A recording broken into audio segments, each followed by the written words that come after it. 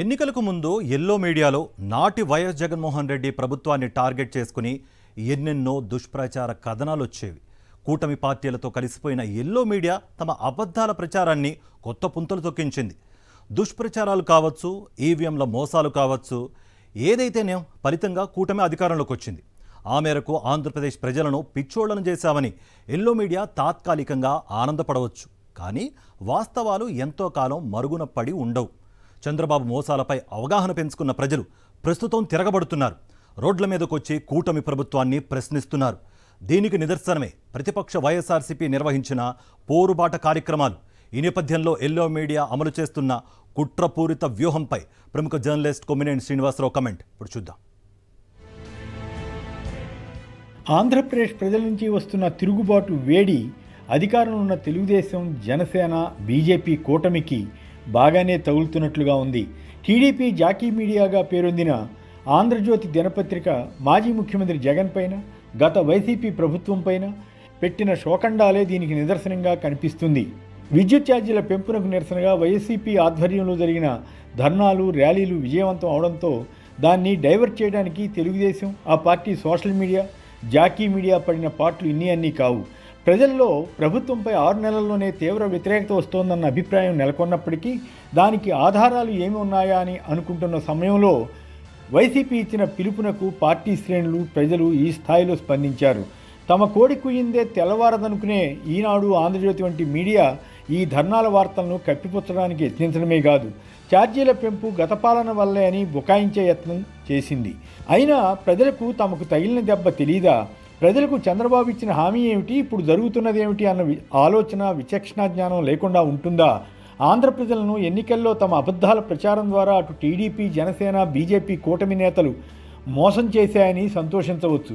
ఆంధ్ర ప్రజలను పిచ్చోళం చేశాములే అని ఈనాడు, ఆంధ్రజ్యోతి వంటివి ఆనందపడుతుండవచ్చు. కానీ ఎల్లకాలం అందరినీ మోసం చేయలేమన్న విషయం వీరికి అర్థమవుతూ ఉండాలి.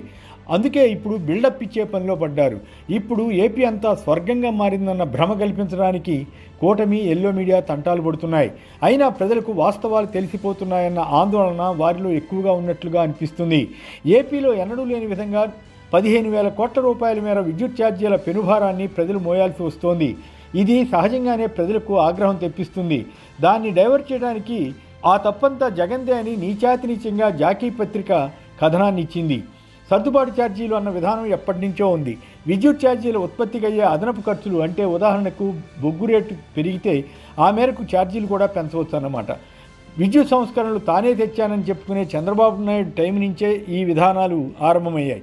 కానీ అదే చంద్రబాబు నాయుడు తాను ప్రతిపక్షంలో ఉంటే విద్యుత్ ఛార్జీలను పెంచడాన్ని తప్పుపడతారు, సర్దుబాటు ఛార్జీలని విమర్శిస్తారు.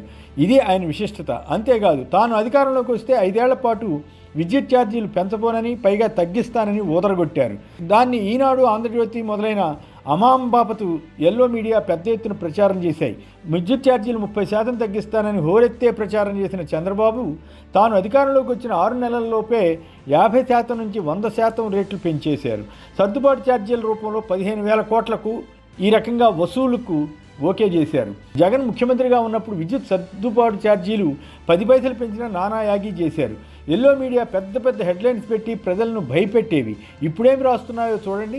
జగన్ టైంలో సర్దుబాటు ఛార్జీలు పెంచకపోవడం వల్లే ఇప్పుడు పెరుగుతున్నాయని సమర్థించుకుంటున్నారు. అంతే తప్ప చంద్రబాబు ఎన్నికల సమయంలో అసలు ఛార్జీలు పెంచబోమని చెప్పారు కదా, ఇప్పుడు ఎందుకు పెంచుతున్నారని మాత్రం ప్రశ్నించరు. తెలుగుదేశంకు, అలాగే ఈనాడు, ఆంధ్రజ్యోతి తదితర ఎల్లో మీడియాకు మధ్య ఉన్న ఆర్థిక, రాజకీయ సంబంధాలు ఆ స్థాయిలో పెనవేసుకుని పోవడం వల్లే ప్రజల అవసరాల కన్నా వారి సొంత వ్యాపారాల కోసం ఇంత నీచంగా కథనాలు రాస్తున్నారన్నమాట. చంద్రబాబు టైంలో అధిక రేట్లకు సోలార్ విద్యుత్ ఒప్పందాలను చేసుకున్నారన్న సమాచారంతో జగన్ ముఖ్యమంత్రి అయ్యాక వాటిని తగ్గించడానికి సమీక్షించాలని యత్నించారు. దాన్ని చంద్రబాబు కానీ, ఆయన జాకీ మీడియా కానీ తీవ్రంగా వ్యతిరేకించాయి. యూనిట్ 4 రూపాయల నుంచి 6 రూపాయల వరకు ఉన్న ఒప్పందాలను సమీక్షించడానికి వీల్లేదని, అలా చేస్తే దేశీయ, విదేశీయ పెట్టుబడులు ఆగిపోతాయని వాదించారు. ప్రభుత్వ పరంగా భారీ పెట్టుబడులు పెట్టి విద్యుత్ ఉత్పత్తి చేయడం కష్టం కనుక కేంద్ర ప్రభుత్వానికి చెందిన సోలార్ పవర్ కార్పొరేషన్ ద్వారా యూనిట్కు ₹2.49 విద్యుత్ కొని తీసుకోవడానికి జగన్ ప్రభుత్వం చేసిన కృషిని మెచ్చుకోకపోగా దానిపై కూడా ఈ మీడియా అభాండాలు వేసింది. అమెరికాలో ఏదో ఆరోపణ వచ్చిందని దాన్ని జగన్కు అంటగట్టి ఈ మధ్య నానా చెత్తంతా రాశారు. ₹4 పైగా చంద్రబాబు టైంలో కొనుగోలు చేస్తే అది గొప్ప విషయం అట. 249 కొంటే అవినీతట. అంతేకాదు రైతుల వ్యవసాయ విద్యుత్కు కేంద్ర సూచన మేరకు మీటర్లు పెట్టి ఉచిత విద్యుత్ ఇస్తే ఉరితాళ్లు వేసినట్లే అని చంద్రబాబు, లోకేష్ వంటి వారు దుష్ప్రచారం చేశారు. మీటర్లను పగలగొట్టమన్నారు. కానీ అదే చంద్రబాబు అధికారంలో రాగానే యథాప్రకారం మాట మార్చి ఆ మీటర్లను కొనసాగిస్తే వాటిని పవిత్రతాళ్ళు అన్నట్లుగా బిల్డప్ ఇస్తున్నారు. ఇంత దుర్మార్గంగా మీడియా మారితే ప్రజాస్వామ్యానికి ఎంత ప్రమాదమో ఆలోచించాలి. ఇలా ఎన్నో రకాలుగా జగన్ ప్రభుత్వంపై ద్వేషంతో ఏపీ ప్రజలకు ఈ మీడియా తీరని అన్యాయం చేసింది. అదానికి జగన్కు లింక్ పెట్టి దుష్ప్రచారం చేశారు. కేంద్ర ప్రభుత్వాన్ని ప్రశ్నించే దమ్ము లేని టీడీపీ జనసేన కూటమి ఎల్లో మీడియా వైసీపీపై నానా రకాలుగా బురదల్లాయి, అనేక వదంతులు సృష్టించాయి. ఆ తర్వాత ఏమైందో కానీ చంద్రబాబు, పవన్ కళ్యాణ్లు నోరు విప్పడం లేదు.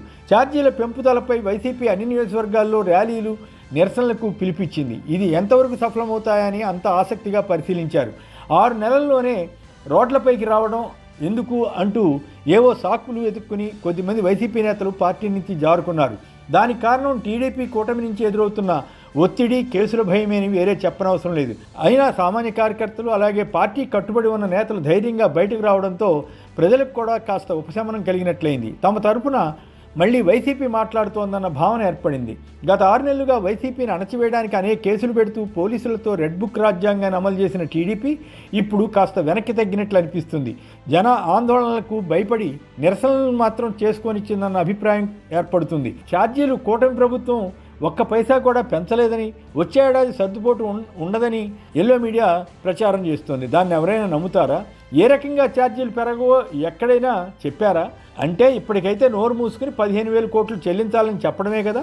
చంద్రబాబు ఇచ్చిన వాగ్దానం ఏమిటి? ఇప్పుడు చేస్తున్నది ఏమిటి ప్రజలకు తెలియదా? బిల్లులు చూస్తే వారి గుండెలు గుబిల్లు మనవా? అయినా ఏదో రకంగా చీట్ చేయాలన్నదే ఈ జాకీ మీడియా తాపత్రయం. చంద్రబాబు టైంలో పెండింగ్లో పెట్టిన సుమారు 47,000 కోట్ల బిల్లులను జగన్ పాలనలో చెల్లించారా లేదా? అప్పుడు జగన్ ఏమైనా చంద్రబాబు నిర్వాహకం గురించి ఏనాడైనా శోకించారా? మరి ఇప్పుడు ఎందుకు గుక్కపెట్టి ఈ జాకీ మీడియా రోధిస్తోంది? అంటే ప్రజల్లో ఆ స్థాయిలో ఇంత స్వల్ప వ్యవధిలో వ్యతిరేకత వచ్చిందన్న బాధ తప్ప ఇంకోటి కాదు. ఇప్పటికే అనేక హామీలకు మంగళం పలికిన ప్రభుత్వం తాజాగా ఈ విద్యుత్ ఛార్జీల బాదుడుకు దిగడంతో ప్రజలు మండిపడుతున్నారు. కాకపోతే ఎన్నికలు ఇప్పటికప్పుడే లేవు గనక ఆచరణలో అవి కనిపించదు. అందుకే ప్రతిపక్ష వైసీపీ నిర్వహించిన ఆందోళన ద్వారా ఆ నిరసన బహిర్గతమైందని అర్థం చేసుకోవచ్చు. ఈ నేపథ్యంలోనే జగన్ ఎక్కడికి వెళ్ళినా ప్రజలు తండోపతండాలుగా వెళ్ళి స్వాగతం పలుకుతున్నారు. ఎవరు నిజాయితీగా పాలన చేసింది ప్రజలు అర్థం చేసుకుంటున్నారనిపిస్తుంది. ధర్మవరం మీదుగా బెంగళూరు వెళుతున్నప్పుడు జగన్కు ఆయా గ్రామాల వద్ద పార్టీ కార్యకర్తలు, ప్రజలు అభివాదం పలికి ఆయనతో సెల్ఫీలు దిగడానికి పోటీ పడిన వైనం, జేజే నినాదాలు ఇచ్చిన తీరు ఆయనపై ఉన్న క్రేజ్ను తెలియజేస్తున్నాయి. పార్టీ కేడర్లో పెరిగిన విశ్వాసానికి ఇవన్నీ దర్పణం పడుతున్నాయని చెప్పవచ్చు. బాబు షూరిటీ, భవిష్యత్తు గ్యారంటీ అన్న చంద్రబాబు నినాదం అసలు అర్థం బాబు షూరిటీ, బాదుడు గ్యారంటీగా మారిపోయిందన్నమాట.